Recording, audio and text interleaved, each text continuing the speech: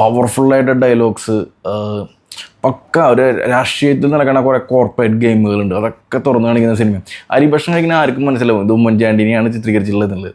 ഉമ്മൻചാണ്ടിയും മകനെയും ആണെന്നുള്ളത് കറക്റ്റായിട്ട് നമുക്കത് മനസ്സിലാവും. പക്ഷേ എടുത്തു പറയേണ്ടത് നിവിൻ പോളിയുടെ പെർഫോമൻസ്, ബാലേന്ദ്ര മേനോൻ്റെ പെർഫോമൻസ്, ഹരിത്ര ശോഭൻ്റെ പെർഫോമൻസ് ഗംഭീരമായിട്ടുണ്ട്. ചെറിയൊരു ലാഗ് ഫീൽ ചെയ്യും നമുക്ക്, പക്ഷേ അത് ഈ പടം ഡിമാൻഡ് ചെയ്യുന്നത് തന്നെയാണ്. അതൊരു എൻ്റർടൈനിങ് സിനിമയല്ല, അത് കുറച്ചും കൂടിയും ഒരു പൊളിറ്റിക്കൽ ഡ്രാമയാണ്. അപ്പോൾ അതിൻ്റേതായിട്ടുള്ള ഒരു ഇതുണ്ടാവും, ഇഴച്ചലുണ്ടാവും സിനിമയ്ക്ക്. പക്ഷെ അത് മനോഹരമായി, നമുക്ക് ഒരിക്കലും ബോറടിക്കില്ല. ചില ടൈമിലൊക്കെ ജസ്റ്റിനാണ് മ്യൂസിക് ചെയ്തിട്ടുള്ളത്, നല്ല കേട്ടിനടുത്ത മീറ്റർ നല്ല കയറ്റിയിട്ടുള്ളതുണ്ട്. നല്ലൊരു ഗംഭീര പടം. കാരണം അത് മീഡിയയും കോർപ്പറേറ്റ്സുമായിട്ടുള്ള ബന്ധം, അല്ലെങ്കിൽ രാഷ്ട്രീയത്തിൽ കുതികാല് വിട്ടും എങ്ങനെ നിൽക്കണം, നമ്മൾ കാണുന്നതല്ല രാഷ്ട്രീയം, അതിൻ്റെ ഉള്ളിൽ കളിക്കുന്ന ഒരുപാട് ഇന്നർ ഗെയിമുകളുണ്ട്, അതൊക്കെ പക്കയായിട്ട് തുറന്ന് കാണിക്കുന്നുണ്ട്.